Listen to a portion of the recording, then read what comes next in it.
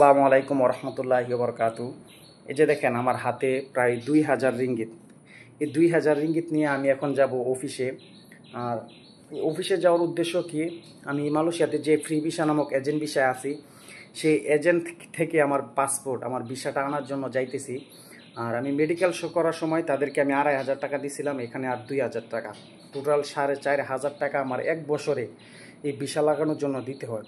এই জন্য ভাই আমি আপনাদেরকে বলি, যারা নাকি মালয়েশিয়াতে আসবেন, নতুন আসবেন, আপনাদেরকে এই কথাটা আমি সবসময় বলি, ভাই মালয়েশিয়াতে এজেন্ট ভিসা নামক যে ফ্রি ভিসাটা, এই ফ্রি ভিসায় কখনো আসবেন না। কারণ এই ফ্রি ভিসায় আপনি আসলে আপনি কিন্তু জীবনে অনেক কিছু হারিয়ে ফেলবেন। কারণ আয়সা বুঝবেন যে এই ফ্রি ভিসা নামক কত জ্বালা, কত যন্ত্রণা যে। হ্যাঁ ভাই, আবার এই ফ্রি ভিসায় আসলে আপনি যদি মাসে 3000 রিঙ্গিট প্লাস ইনকাম করতে পারেন, তাহলে আপনার জন্য ফ্রি ভিসা। তা না হলে আপনার জন্য ফ্রি ভিসা না।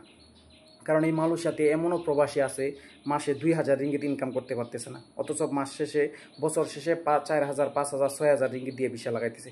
এই জন্য ভাই, যারা আসবেন অবশ্যই আপনাদেরকে একটা কথা বলবো, এই এজেন্ট ভিসা নামক ফ্রি ভিসায় কখনো আসবেন না।